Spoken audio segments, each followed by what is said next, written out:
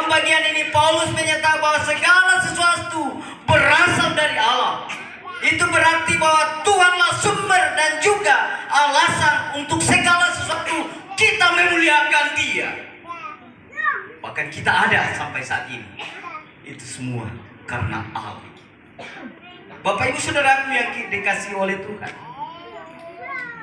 Selanjutnya, kalau kita memperhatikan bagian ini, melalui kelahiran Yesus, malaikat Allah memproklamasikan kemuliaan bagi Allah. Selain karena memang Dia adalah pribadi yang mulia, tetapi juga karena kelahiran Yesus menyatakan dan sekaligus membuktikan bahwa Allah kita adalah Allah yang penuh kasih, yang telah menyatakan kasih-Nya yang begitu besar bagi dunia ini.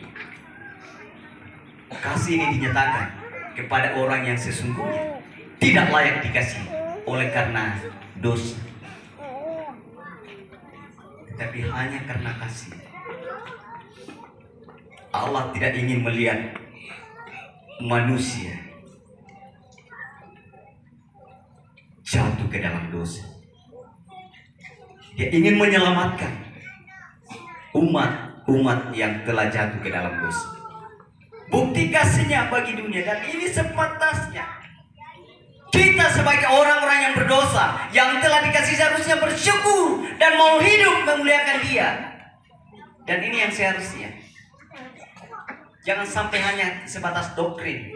Kita tahu bahwa kita mengenal Allah yang mengasihi, tetapi yang seharusnya di masa-masa perayaan Natal ada pertanyaan, apa yang harus kita lakukan untuk membalas kebaikan Allah, kasih Allah yang luar biasa di dalam kehidupan kita.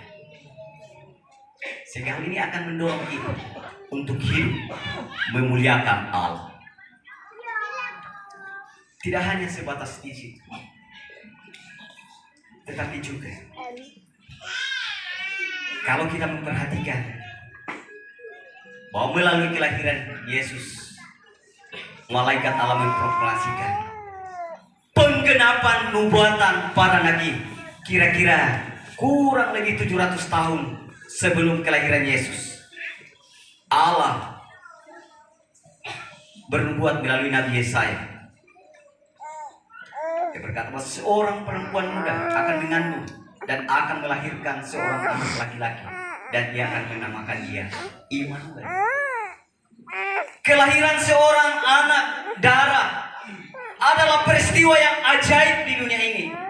Selain dari anak darah, Maria juga mengandung dari Roh Kudus dan melahirkan Tuhan Yesus. Sepanjang sejarah dunia, umat manusia tidak pernah terjadi peristiwa yang sama dengan ini. Sebab itu, peristiwa ini bertentangan dengan hukum Allah. Jikalau bukan Allah sendiri yang memberikan janji dan menggenapinya, mustahil peristiwa ini akan terjadi. Peristiwa ini bukan suatu dongeng. Peristiwa ini bukan fakta, tetapi bukan sebatas cerita, tetapi ini fakta sejarah. Kurang lebih 2000 tahun yang telah silam, Allah telah datang ke dalam dunia, menjelma menjadi manusia, pembuat sejarah yang telah melakukan perkara-perkara besar bagi kita umat manusia. Bapak Ibu Saudaraku yang kekasih dalam Tuhan,